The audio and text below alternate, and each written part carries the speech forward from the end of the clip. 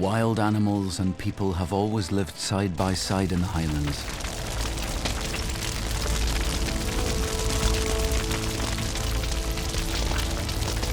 Sharing the same landscape and experiencing the same seasons. But over the years, humans have shaped this place, stamping their authority on the landscape.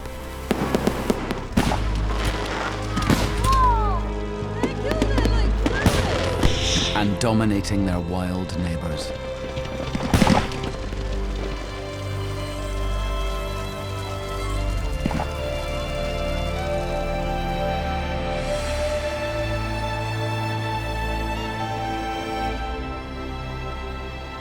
The Highlands may look like 20,000 square miles of pure wilderness.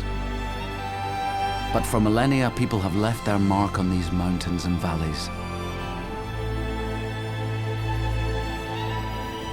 The natural forest which once covered this landscape was cleared for farmland and felled for timber, while grazing by livestock and deer prevented young trees from growing back.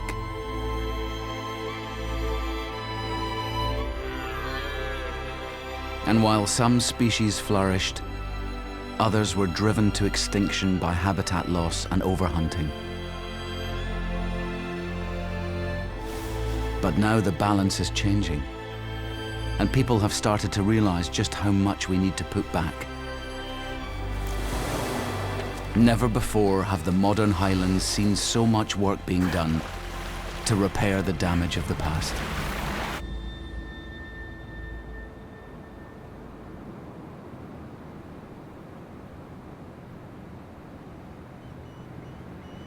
One bird more than any other sums up the changing relationship between people and the Highland landscape.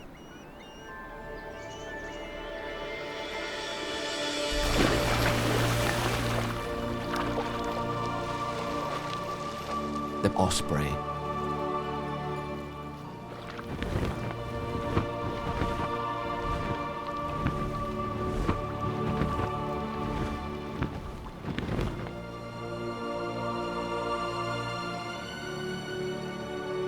This is the Trossachs National Park in the Southern Highlands. Lush forest, rugged mountains and excellent fishing make this some of the best osprey habitat in Scotland. Several breeding pairs have successfully set up home here. So the nest just up here. Conservation manager Dave Anderson and his colleague Simon Smith know every detail of the lives of the ospreys that live here. Today they're visiting a nest as part of a continuing study. I'll carry everything then, shall I? Yeah. Come on.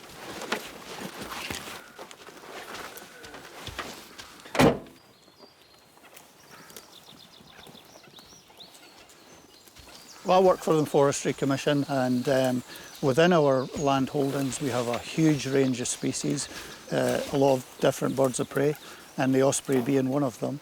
And the general public rely on us to protect the wildlife that's in here. Simon's an experienced climber, and he needs to be. It's 50 feet to the top. The parent birds are aware of his presence and have already taken to the wing. Sounds like she's pleased to see us.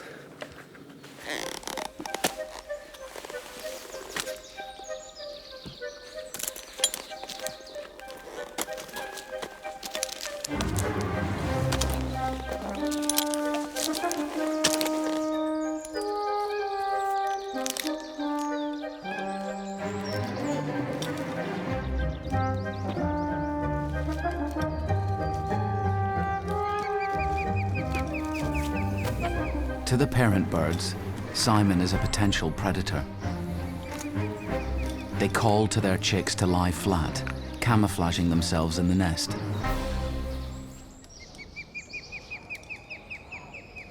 Ospreys nest typically right in the very crown of the tree, and these birds are cryptically coloured so that any predator, a big eagle flying over the top of them, would look down and they don't actually think that there's anything on the nest.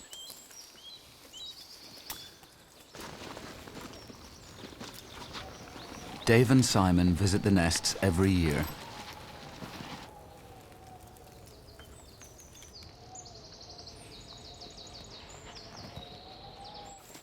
The chicks are given a thorough checkup and will be weighed, measured and ringed. The process provides invaluable data on the development and movement of the osprey population in these forests. Osprey is a really great conservation story. They've gone from strength to strength, and now we're probably looking at a population across the UK of nearly 300 pairs. These ospreys, when they leave here, they're going to go back to west coast of Africa or Portugal or Spain to overwinter, and they'll do that for 2 years before returning back to the UK. Hopefully they'll end up back in Scotland. That's where I'd like to see them anyway. But the population around this area is doing really well.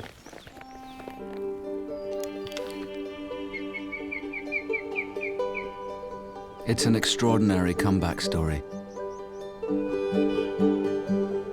At the turn of the century, the osprey was virtually extinct as a breeding bird in Scotland, wiped out by egg collectors and hunters.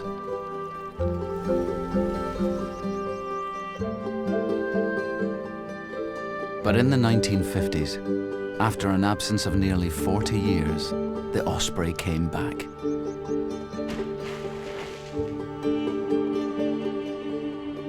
It all started in a forest near Aviemore, 120 miles north of the Trossachs. In 1954, a pair of Scandinavian birds appeared and bred at Loch Garten, which is now an RSPB reserve. But the nest was repeatedly raided by egg collectors.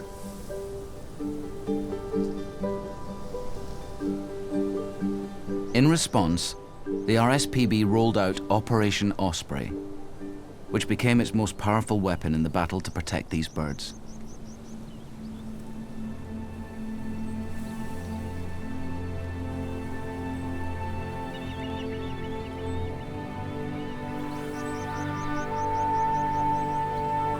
At its heart was a revolutionary concept that's now fundamental to modern conservation: the idea of public engagement.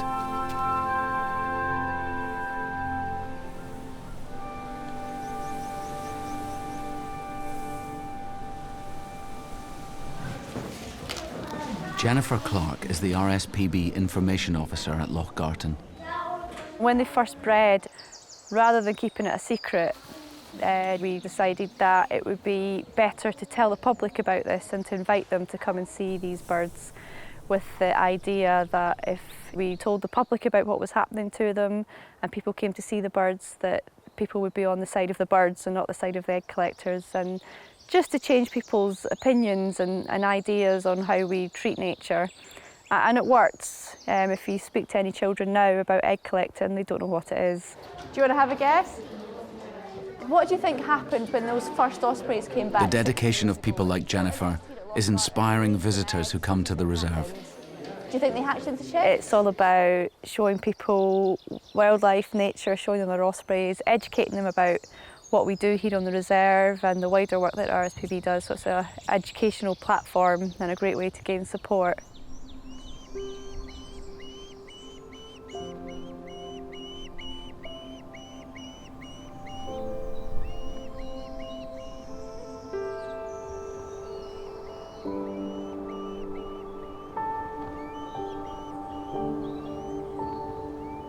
It's this public engagement that has helped to protect the osprey, allowing it to expand its range across the Highlands and beyond.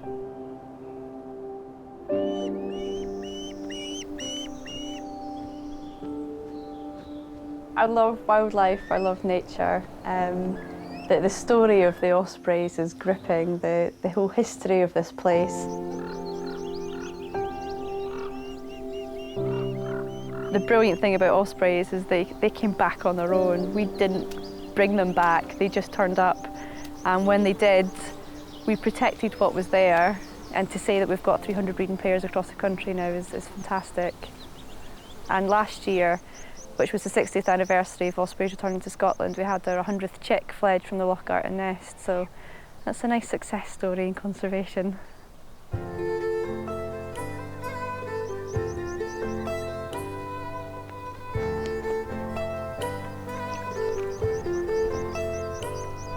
The Osprey's comeback is an extraordinary tale. And the Highlands are full of stories like this. Stories of survival.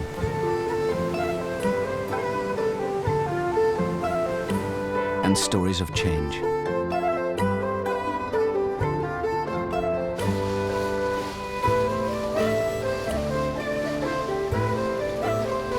Generation after generation of families have lived and worked here.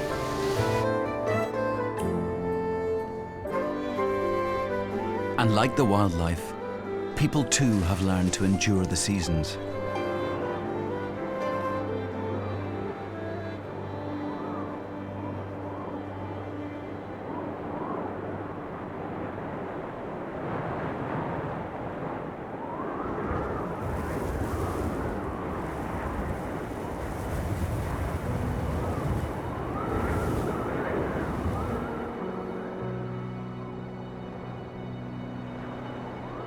Towering above the town of Aviemore are the high tops of the Cairngorms, a little piece of the Arctic in the Highlands of Scotland.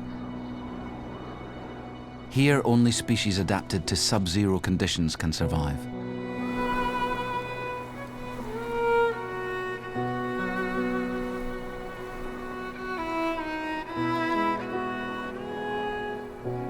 This is the coldest place in Britain, where temperatures can fall as low as -27 degrees.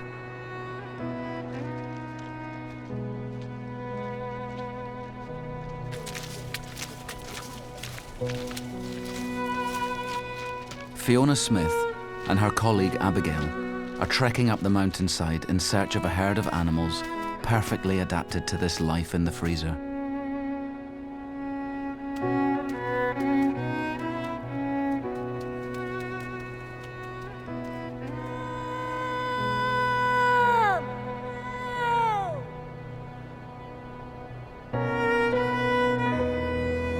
They're reindeer, the only free-ranging herd in Britain.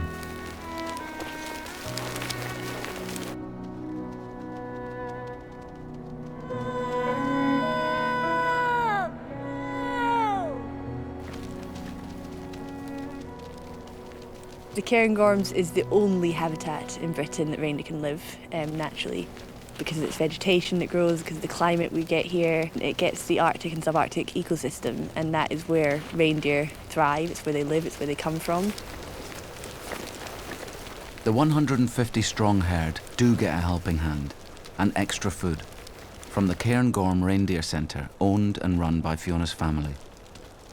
To have such a tame animal in such a wild environment, I think it's really special. And they're super friendly and super greedy, and yeah, they're just a delight to be around. I couldn't see myself in a city stuck in an office, that's for sure. I mean, it gets you out and about, which is obviously nice. Working with the reindeer, you know, they're a great animal to work with.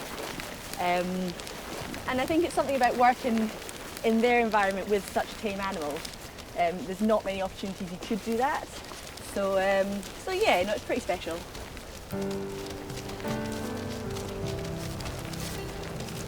Reindeer became extinct in Britain at the end of the last ice age. But then in 1952, a herd was reintroduced from Scandinavia. Since then, these iconic animals have been thriving.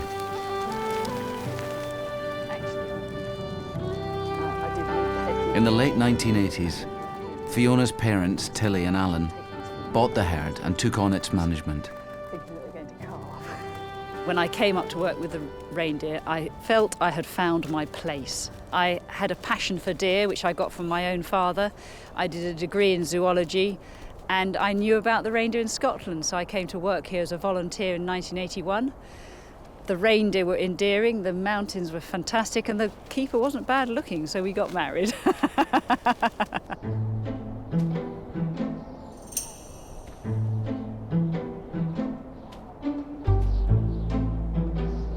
I think they are certainly in harmony with the environment. They're living and browsing on the natural vegetation that is growing here. But we have a role as well here. We have to be sensible about the numbers of reindeer that we actually have on the ground. And so we do control the breeding. We do make sure we keep our numbers that are sustainable to the environment they're living in. Businesses like Tilly and Fiona's depend on tourism. Nature-based tourism brings £1.4 billion a year to the Scottish economy. We are a tourist attraction because you need an income for anything, and the tourism brings that income to the herd. We run an adoption scheme, so people adopt the reindeer. It becomes quite a sort of close-knit community of people that are just reindeer enthusiasts.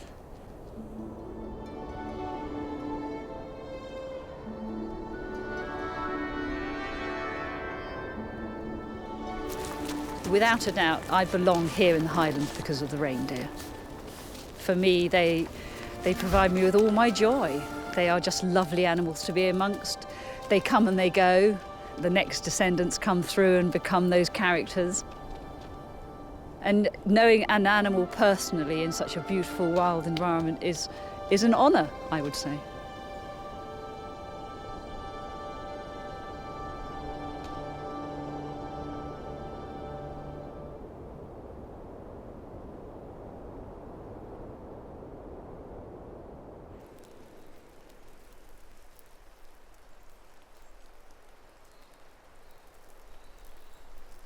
"4,000 feet below the reindeer's icy world, the Great Caledonian pine forest is cloaked in the first snowfall of the year.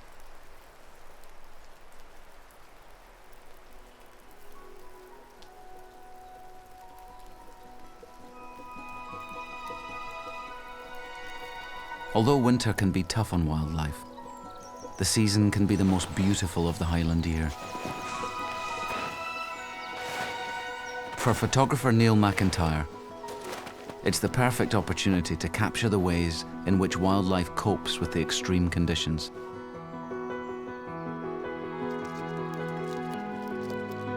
Photographing in the Highlands is a big part of me, you know. It's my way of communicating with the things I see and with other people, you know. It really all revolves around the picture taking. You take a picture, don't take what you see, take what you feel. And I think if you put that principle in, it does tell in the pictures. You know, it's not just about one little still image, it goes far beyond that. And it gives you a connection to wildlife. There's no doubt about that. For me, it does anyway.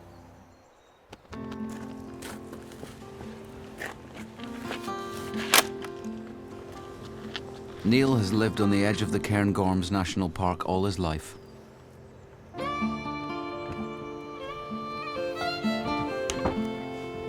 My father was a gamekeeper, and he got a job up in the Highlands here, and moved here when I was just a young boy. That was how I really got into it. I'm not somebody that can sadly write particularly well for, you know, telling stories and things like that. So I seen photography as a means for me to communicate to other people what I was seeing and how special some of these things were. As well as being a successful wildlife photographer, Neil shares his passion for this corner of the Highlands with visitors who come here on photographic safaris. Highlands has always been a bit of a mecca for a lot of outdoor people. You know, traditionally it's been the hunting, shooting, fishing people that have come to the Highlands to do these very things, and that'll continue. But without a shadow of a doubt, over the last decade probably, there's been quite a considerable increase in the amount of people wanting to do similar things, but shoot it with a camera instead of obviously shooting it with a rifle or a gun. So there's no reason both these things can't work together.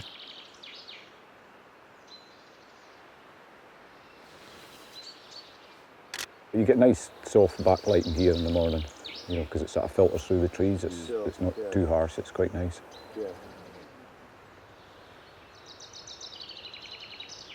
I like to focus on individual species and spend as much time I can with them, particularly things like the red squirrels and crested tits, for example, the two ones I probably spend the most time with. The thing about a photograph, you're capturing a moment in time, and then you can do that, and then the animal or bird just goes about its daily business again, and it's as if you've never been there. With one word, it's magic. It's a magic place. It has an aura about it that very few places have. It's got the wildlife, it's got the mountains, the lochs, the glens, and the light you get is second to none. There's hardly a day, certainly when I'm outside, that you don't look around you and think, you know, I'm a very lucky fellow.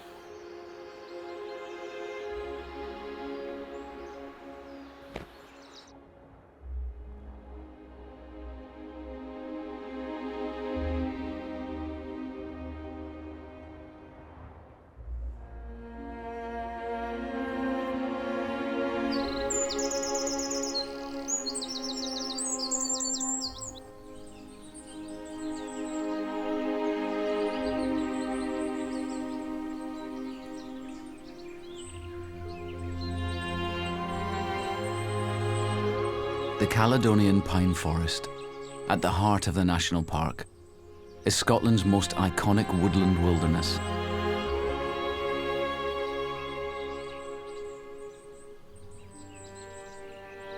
"6,000 years ago, these forests covered nearly 6,000 square miles and formed a vast band of northern forest that stretched across 3 continents. The Romans called it the Great Wood of Caledon. Rich in Scots pine, birch, oak and rowan trees, this forest was a special place for wildlife.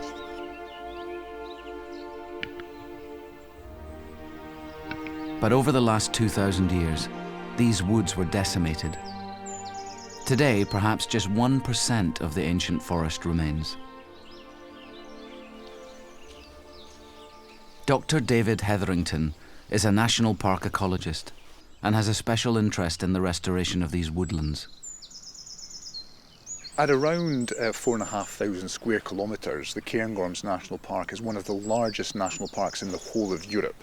We have some really special fragments, remnants left of Caledonian forests, which are really quite distinctive of this part of Scotland. But it's important to say that this is not some uninhabited wilderness. The Cairngorms National Park is home to 18,000 people who live here and who work here.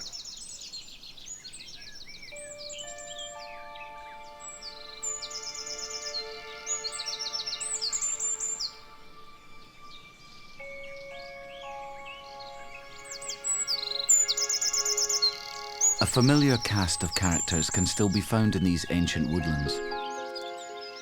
But deep in the undergrowth lives an equally important set of animals, the keystone species of this forest microworld.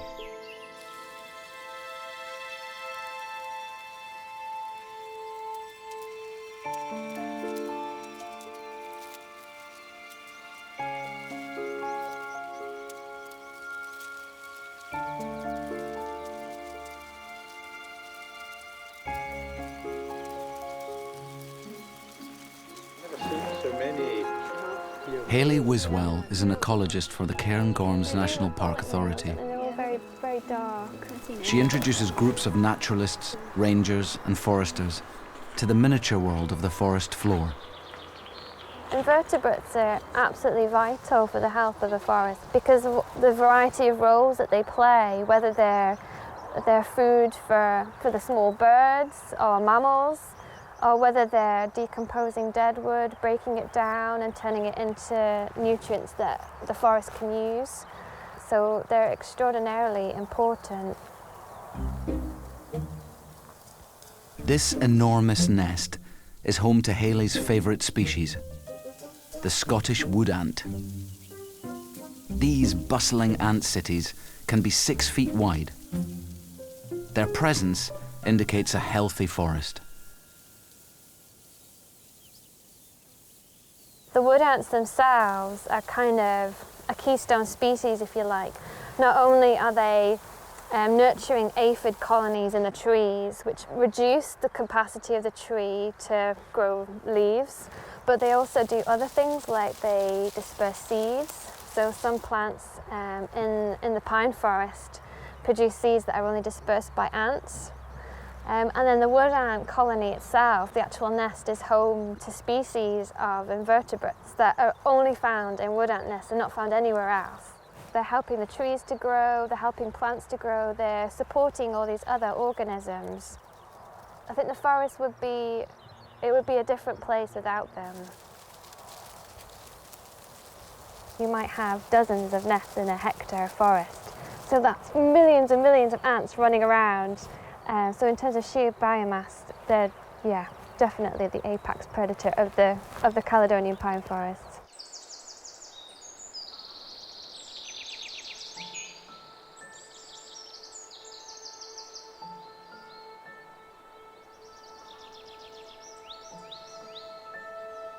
Centuries ago, apex predators of a very different kind roamed these forests. The ancient people here shared their woodland home with lynx, bears, and wolves. Eventually, we hunted these animals to extinction.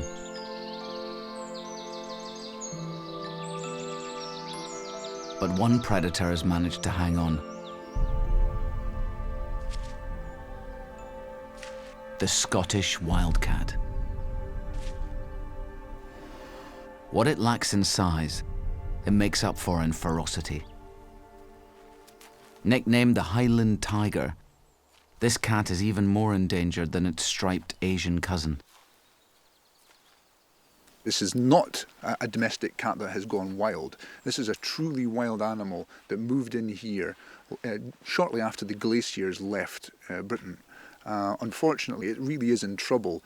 Its range has contracted massively from once having covered the whole of Britain to just parts of the Scottish Highlands. But the real problem that the wildcat faces is because it's quite closely related genetically to the domestic cat, it can actually interbreed and produce fertile hybrids. And this is a real problem because with each passing generation, the wildcat is becoming more and more diluted and less distinctive of that native animal that we've had for so long in Scotland.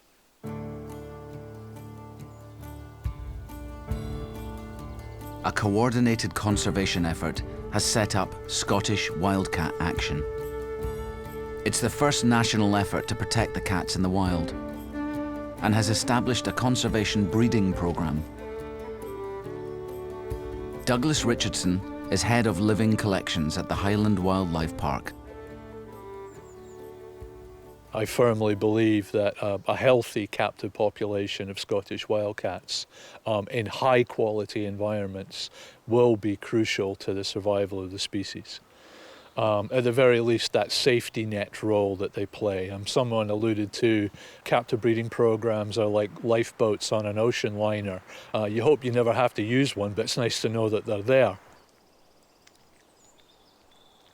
Captive bred wildcats, like 11-year-old Hamish, are being exchanged between parks to mate with genetically strong females to secure the future bloodline. Today, Hamish is being loaned to the Agas Field Centre near Inverness in the hope that he'll breed with one of their female wildcats.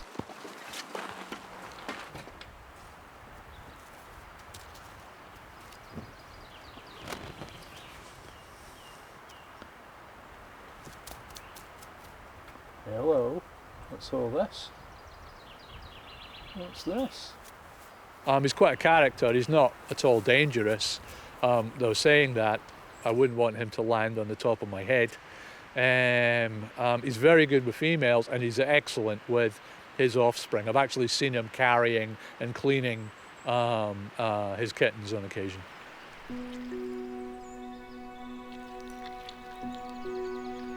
If Hamish and his female companions are successful, their descendants may eventually be released back into the Highlands, but only into protected areas. I want to get that captive program to a level that if it all goes belly up as far as the wild population is concerned, we still have that cushion. It's not just about captive breeding in some of these facilities, it's about education and raising awareness, making people aware that we have this fantastic animal living in the wild here in Scotland and it does need our help.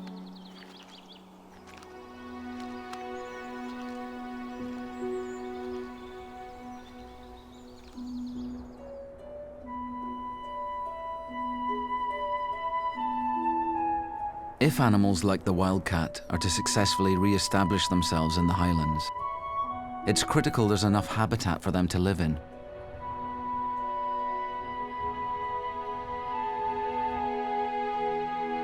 Their original home in the Caledonian forest is only just recovering from centuries of exploitation and neglect. It's really in the last few decades we've begun to realise that these old forest remnants that, are a link back to the end of the Ice Age need our help, and that there's been some fantastic work done to try and expand those forests and save them from any further damage. And here in the Cairngorms National Park we see a whole variety of different projects where the native woodland is coming back and really quite spectacularly. Old fragments are beginning to join up with one another. The woodlands are gradually moving up the hill through natural regeneration. So a fantastic area for the kind of landscape scale forest restoration. On the edge of Abernethy Forest, Desmond Dugan is helping the forest regenerate naturally, using sensitive and low-impact methods of replanting.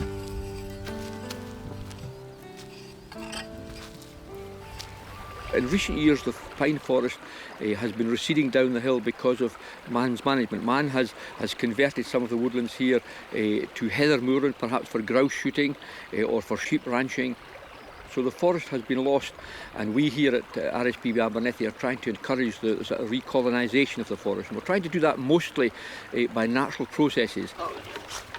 To further assist the growth and diversity of the forest, Desmond and his colleague Alison Greggins are sowing the seeds of native species like the alder. This was all collected last autumn. It's been in the cold store between 2 and 4 degrees to keep it cool, to stop it germinating.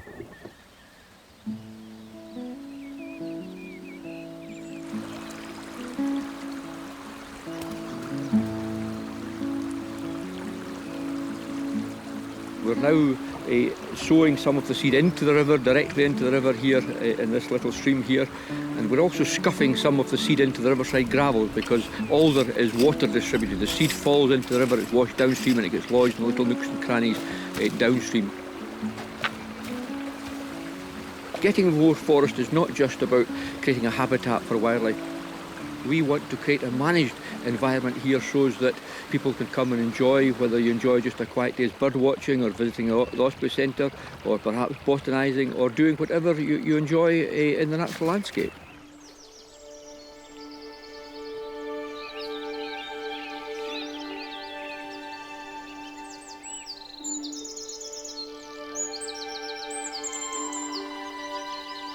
It's very satisfying to walk through the forest because some of the trees are as old as 400 years old. And you can put your hand on the tree and make a wish for the future for your family or whatever. It's really quite a humbling experience. To feel the past, to walk through the forest is to feel the past.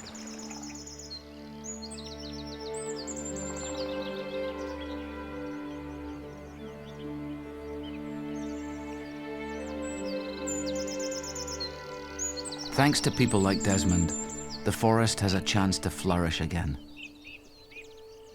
It's because of this kind of habitat restoration that real progress is being made in reintroducing endangered species. We have a whole range of species now that we just didn't have 100 years ago. We'd lost them, they'd become extinct. Red squirrels were found in only 1 or 2 pockets of woodland here in the Cairngorms, and in other parts of the Highlands had to be reintroduced from elsewhere. The capercaillie had actually gone extinct in Scotland and was reintroduced by private estates in the 19th century. We've seen the reintroduction of other birds of prey such as the red kite. So there's some real conservation successes, and I'm sure many of these will continue in the future.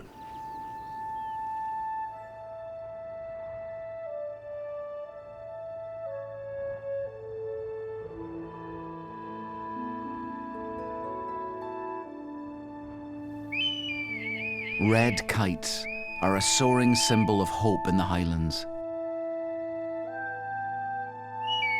Once persecuted to extinction here, the birds were reintroduced from Europe in the 1990s, after an absence of nearly 120 years.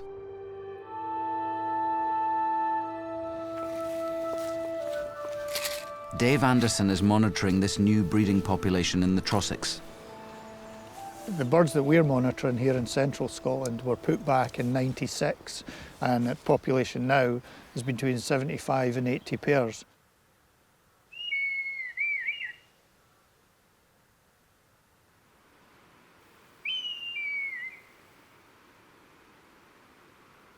Close to the nesting sites, Argati Farm's feeding station provides extra benefits for red kites and people. Red kites need as much help as they can when they're first introduced to an area. And I think that these feeding stations offer not only a little bit of support, particularly in the winter time for red kites, but it also gives people an opportunity to bond with these birds that have been introduced into their area.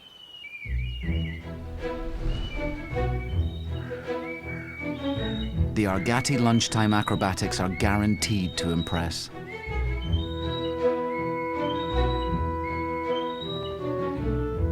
These spectacular birds of prey turn up in big numbers for the free handouts.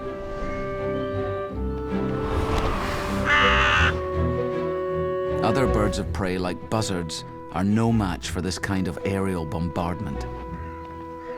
The kites swoop in, grab the food and fly away with it. They're not really wanting to be standing, walking about, because they do get mobbed, not just by the crows and by the buzzards, but by their own kind, because they're always stealing off each other.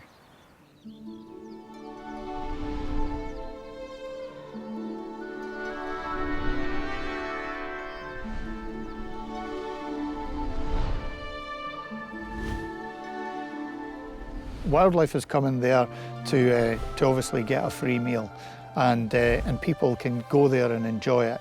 And it's quite a spectacle in the winter time when you have 50, 60, 70 red kites wheeling over the tops of people. These are people who don't get the opportunities that people like myself get to go into nests.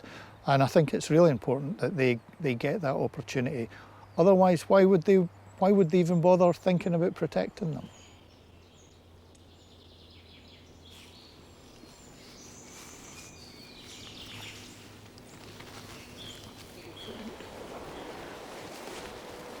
Rewilding is one of these words that some people might not like, but we've sanitised quite a lot of the Highlands, and I think it's really important to get back to rewilding the land, and that might mean putting mammals back in here that have been missing for a long time, and birds. And the red kite was missing for a long, long time, and it's great to see it back.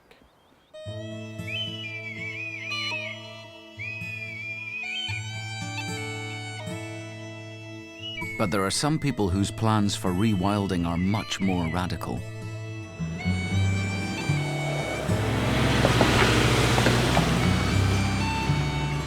"70 miles north of the Cairngorms, philanthropist Paul Lister has begun a rewilding project, restoring lost plant and animal species at his Allerdale Wilderness Reserve.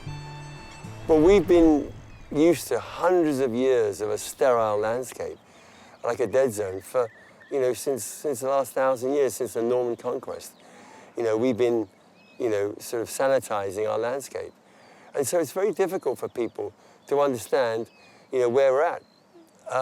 Visitors, tourists come to Scotland and see these wonderful hills, open hills, treeless hills, and they think that's normal. Over the centuries, we've slowly taken it all apart, and until now we're just left with fragments of old forest. In fact, there's only 1% left. That's not much of a legacy, is it, to leave behind?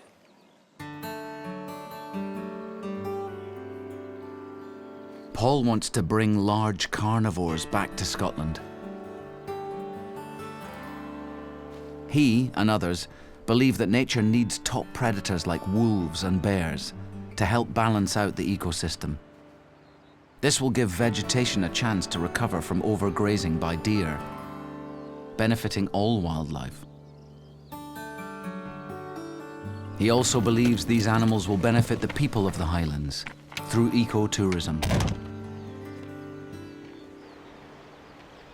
I think that there's a bigger picture that we're missing here to be able to bring back wolves and bears and create more revenue, more job opportunities, and really see the place come alive. And that's really what I hope for.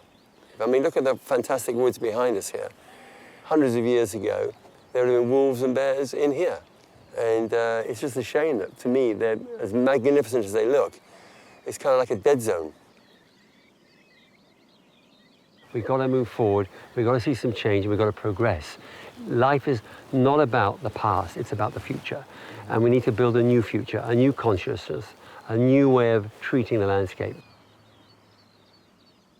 Biologically, lynx and wolves and bears and some of these other large mammal species could easily live in Scotland. The biological conditions are there.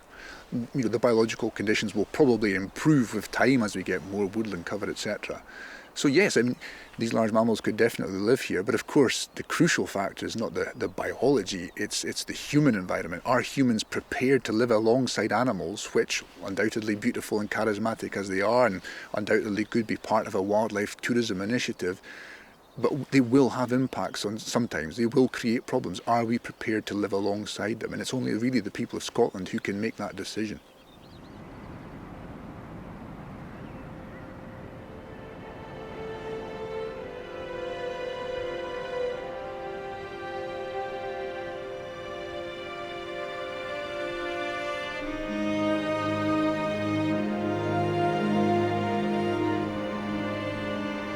"40 miles northwest of Allerdale, the Highlands meet the Atlantic.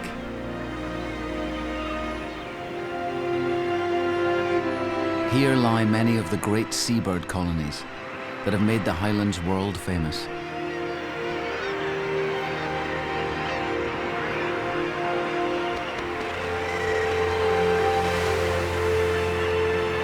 Tens of thousands of pairs of birds come here every spring and summer to breed, jostling for space to raise a family along the dizzying ledges and cliff tops.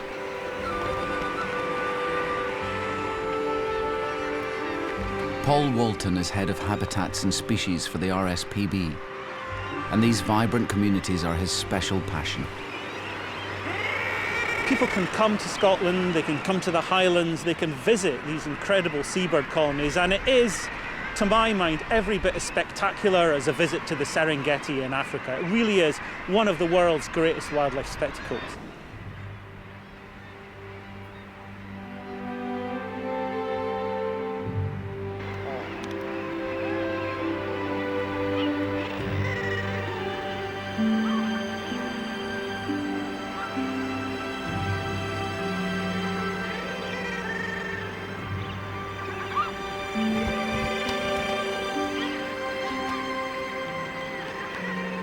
Of all the birds that inhabit these extraordinary seabird cities, the guillemot is Paul's favourite. Over 30,000 of these birds annually crowd the cliff ledges to breed. One of the largest concentrations of guillemots in Europe. It's hard to imagine a more precarious place to raise a family.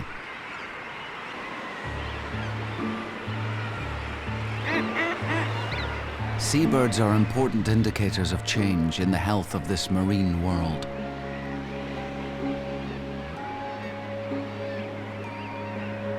But despite their apparent abundance here, numbers are in decline. The cause seems to link directly to climate change. Seabirds are actually the end of a marine food chain. And it seems to be that in recent decades, that food chain has been undergoing some really quite profound changes. Warm water plankton species, which aren't as rich in nutrients, are taking over from the Arctic plankton species, which were traditionally the food of the sand eels and other fish which the seabirds eat. And also we're seeing an overall reduction in the abundance of that plankton that the fish eat. And this seems to be having knock-on effects up the food chain.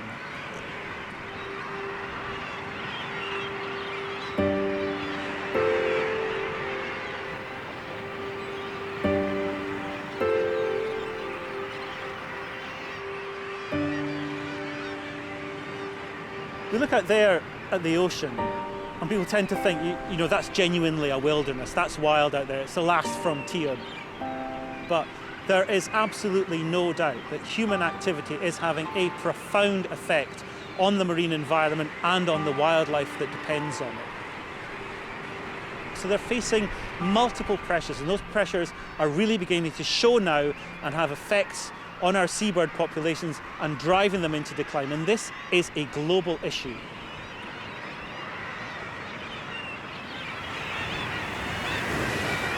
But while climate change remains an international problem, there are local success stories for colonies like these in Scotland.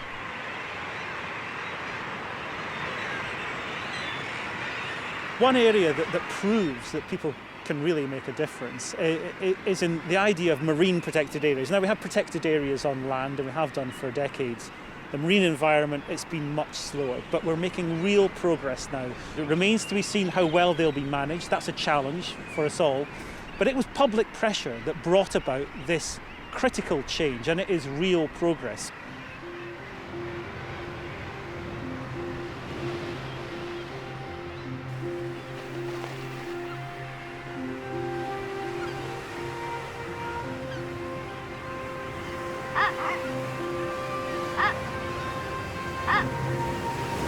Scotland has 30 marine protected areas, supporting an abundance of wildlife.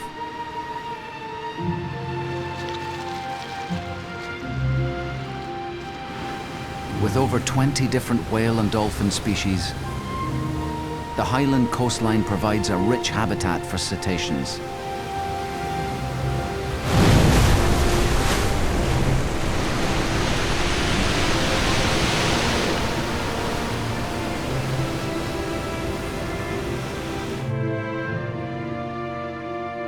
"90 miles east of the seabird colonies lies a great funnel-shaped estuary called the Murray Firth.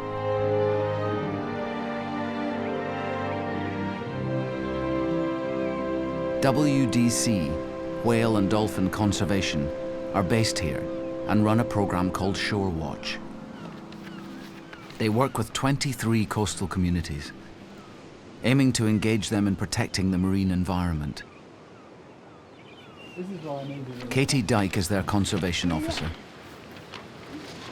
We work with local communities, and we encourage them and engage with volunteers to look for whales and dolphins for us.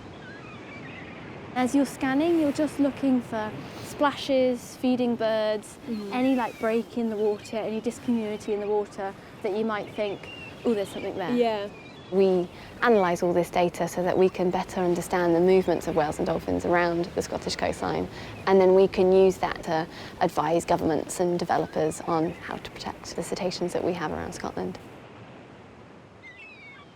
Scotland actually has a really rich marine wildlife, a huge abundance of different marine mammals. And that probably doesn't spring to mind to a lot of people, because I think when people look at whales and dolphins, they see tropical climates and warm waters, and they think that's where they're going to see whales and dolphins, where actually Scotland is one of the best places to see whales and dolphins, particularly from the shoreline.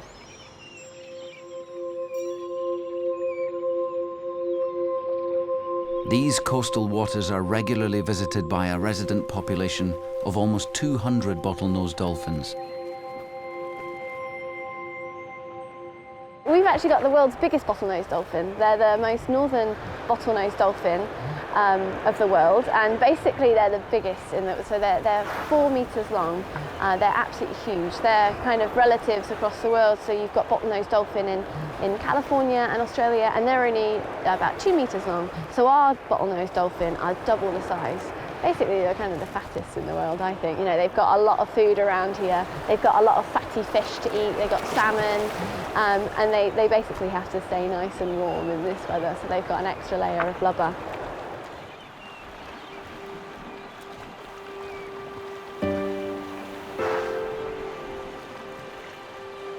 This is a very special group of bottlenose dolphins, the only surviving population in the North Sea. They live on the very edge, isolated and vulnerable. And they share their home with people, living alongside oil rigs, boats, and busy harbours. It's a world that's become noisier and more polluted over the last century. But they're holding on. And each year they provide thousands of visitors with an unforgettable wildlife watching experience.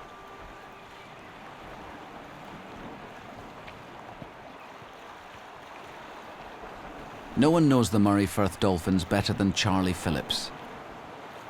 Like Katie, he's a field officer for WDC. Charlie is cataloguing the unique markings on each animal's dorsal fin. It means that we can keep tabs on what the population's doing just through the power of photography. We don't need to try and stick transmitters or markers on individual dolphins because they already have individual markings on their dorsal fins caused naturally by themselves. Charlie's got to know the pod so well, he's given names to many of the individual dolphins. When you're involved in studying them for any length of time, you not only begin to recognize them as individuals, but recognize them as individual characters too. They're amazing. I've spent 20 years watching and studying them and photographing them and filming them, and every day is different. There's no 2 days the same.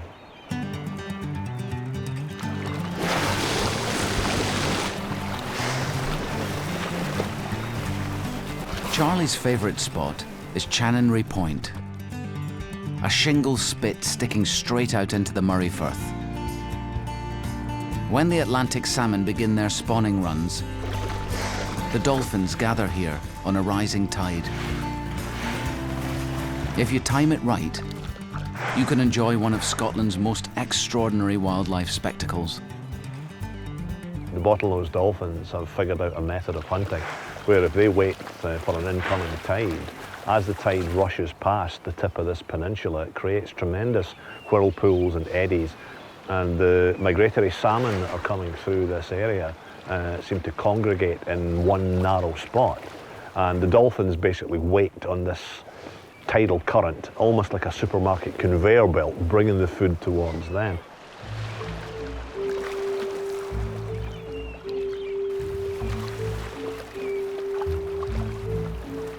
Every now and again, a dolphin will take a fish that it's not quite comfortable swallowing.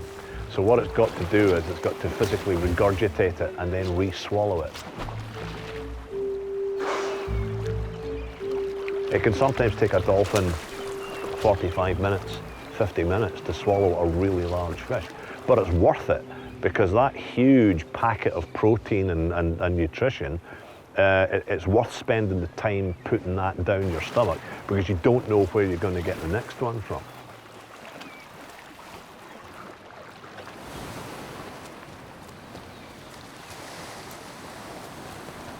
People won't protect what they don't understand, and they won't watch what they don't know is there. And it's a really unique opportunity that people have that live around this local area, that there's dolphins on your doorstep and you can go outside and stand on the shoreline and watch these remarkable creatures.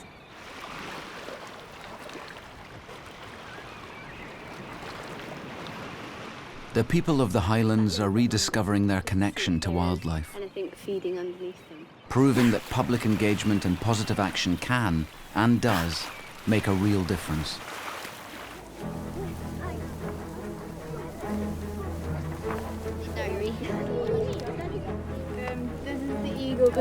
If we can grab children's attention now and get them excited about nature now, then hopefully that'll stay with them.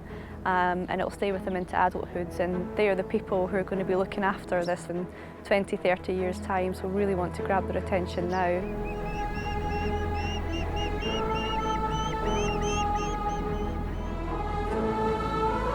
We see the Highlands as a bit of a unique area within the whole of the UK. It's seen as a wild place, and it is still a wild place, and I really like being a part of it. And I'm not sick of it yet, and I hope I never will be.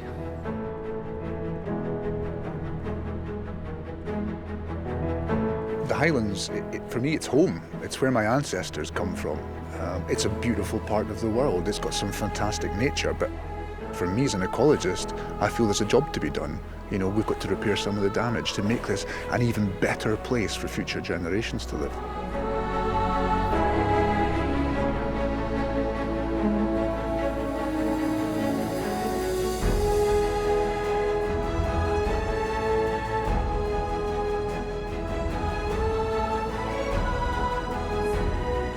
The Highlands to me means freedom. It means getting out there in a clean place that's still got areas where you won't see another living soul from morning to night. But there's also pristine environments that we can enjoy too. If we do it carefully, then hopefully those pristine environments will still be pristine in years to come. It's a place that I'd never ever want to leave.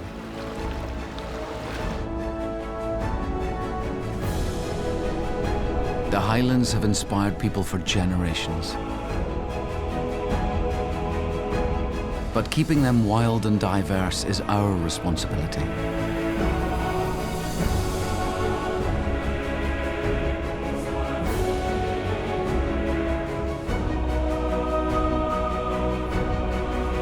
Rebuilding a strong natural environment will benefit everyone. If we can learn to respect and take responsibility for this place, then the Highlands have every chance of staying wild and wonderful for people and for animals.